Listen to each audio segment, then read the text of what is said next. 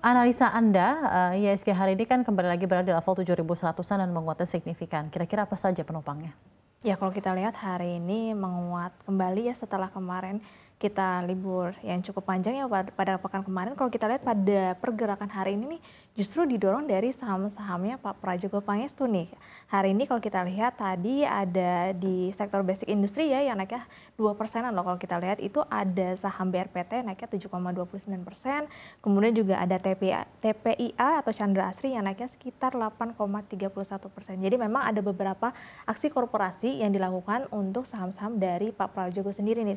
Terutama untuk TPIA kan kemarin baru saja mengumumkan membagikan dividen yang pertama.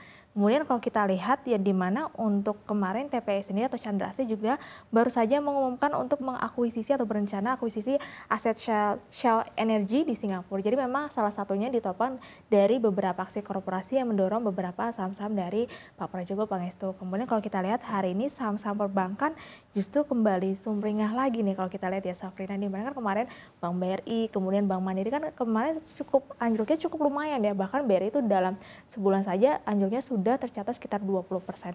Kalau kita lihat hari ini sudah mulai ada pembalikan dari Bank BRI, kemudian Bank Mandiri yang BNI dan juga bahkan ada BRIS yang naiknya di 8%. Jadi sekarang ini investor ini sudah balik lagi ke saham-saham perbankan yang dimana kemarin harganya cukup dalam dan ini justru dimanfaatkan oleh para pelaku investor ya, terutama karena kapan lagi bisa dapat harga di level sekarang dimana dengan kinerja yang masih cukup baik di kuartal 1 kan kemarin labanya masih cukup bertumbuh ya. Harusnya ini memang bisa dimanfaatkan oleh para pelaku pasar untuk mengambil barang murah. Nah makanya hari ini dimana saham perbankan ini balik lagi berada di zona hijau.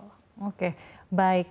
The Fed kembali menegaskan soal masih tahan suku bunga dan pekan ini kita masih menunggu data inflasi dari Amerika Serikat. Bagaimana ekspektasi untuk inflasi Amerika Serikat ini menurut Anda? Ya, kalau untuk ekspektasi kita dari para pelaku pasar, harusnya inflasinya jauh sedikit lebih turun ya. Kemarin kan sebelumnya 3,5% ya. Harusnya nanti untuk periode ini adalah sekitar 3,4%. Memang turunnya lebih sedikit karena kalau kita lihat perekonomian dan juga tingkat konsumsi dari masyarakat Amerika Serikat sendiri ini masih cukup baik, sehingga harusnya inflasinya hanya turun sekitar 0,1% saja. Karena kalau kita lihat dari PPI-nya atau indeks harga produsennya itu kemarin meningkat secara year on year atau tahunan itu 2,2%. Nah, harusnya hal ini tidak bisa mendorong inflasi itu turun lebih jauh dari periode sebelumnya yaitu 3,5%. Harusnya nanti periode April hanya sekitar 3,4% dari prediksi kita para pelaku pasar. Tapi harusnya ini bisa mendorong The Fed ini untuk bersikap lebih dovish lagi atau tidak hawkish lagi. Karena kan kalau kita lihat dari Powell sendiri kemarin juga menyatakan ya Safrina bahwa tidak ada kenaikan suku bunga di tahun ini. Harusnya ini bisa menjadi kabar baik untuk market kita dan juga pergerakan terhadap beberapa komoditas. Oke, baik. Untuk rupiah sendiri seperti apa dengan ada kenaikan suku bunga Bank Indonesia menjadi 6,25%? Apakah sudah menjadi obat kuat yang baik untuk rupiah? Karena pada nyatanya rupiah tetap masih berada di level 16 ribuan.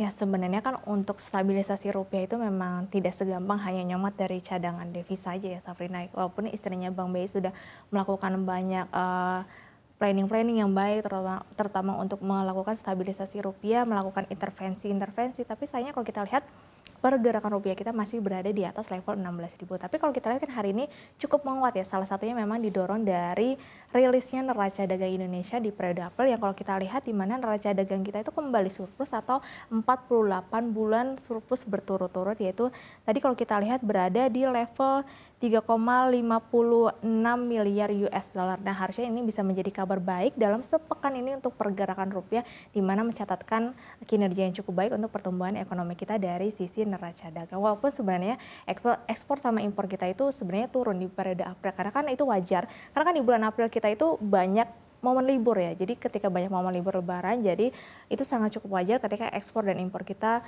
terjadi penurunan. Banyak kabar genting dari Amerika Serikat, kira-kira apakah rupiah bisa kembali lagi ke level 15 ribuan, 15.500-an, 15.900-an?